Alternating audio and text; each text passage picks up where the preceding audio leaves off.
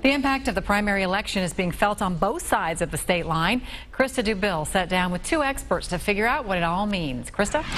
Elizabeth, so much is on the line for Republicans and Democrats at the state and federal level. In Kansas, conservatives moved aside moderate Republican opponents last night. I spoke with Steve Rose, columnist and self-proclaimed Republican moderate, about what it means. If you had to look into your crystal ball in the next year or two with this sort of support behind the governor and the agenda, what sort of things do you think will affect the average person?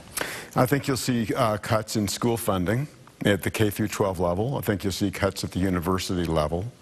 I think you'll see cuts in the social services, cuts in transportation.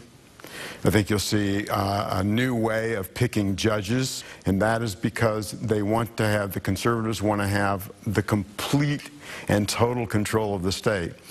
Now, in Missouri, the biggest race to watch is the battle for a U.S. Senate seat. Democrat Claire McCaskill will face Republican Todd Akin. Experts say McCaskill is one of the most vulnerable senators in the country right now, but Kansas City political expert and Democrat Steve Glorioso tells me both candidates will need to appeal to voters outside their parties. No Republican can win just with Republican votes and Democrats just with Democrats. It's the independents, and it's now up to about 15% of the vote in Missouri, and that's the battleground.